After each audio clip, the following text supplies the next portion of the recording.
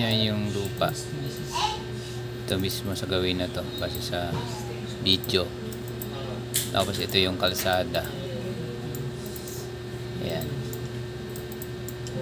Doon yung bahay ng classmate ko sa dulo. So ito yung kabilang kalsada naman. Ayan.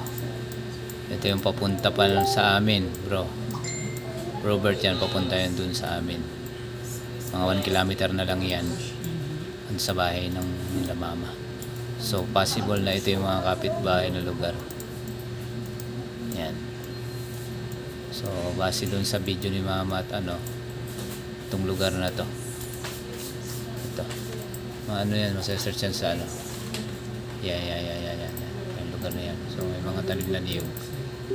So yung bahay nung base sa video kanina, kita mo bahay nung classmate ko. Dito siya nagsimulang mag-video. Yan yung bahay ng classmate ko, may tindahan siya. Classmate ko ng elementary.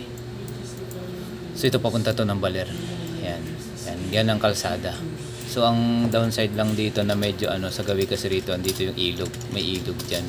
Kasi pag dinare-diretso mo yan, may pabundok pa naman dyan. Sa gabi. Yan. Doon. May ilog dyan. Na batis. Pero ito yung view mo. Ayan o, yan yung view. So ito papunta sa bahay namin. Fountain doon. So ayan. So ito yung lupa.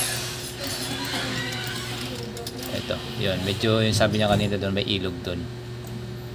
Tapos ang sabi ng mama ko, medyo pababa nga lang doon lupa dyan. Ayan. Makikita mo rin doon sa video.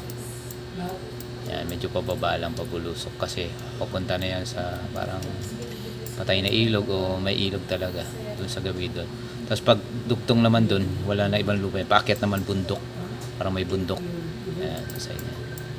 So yun lang. Makikita ito sa sa Google Maps. Google Maps lang. So ayan.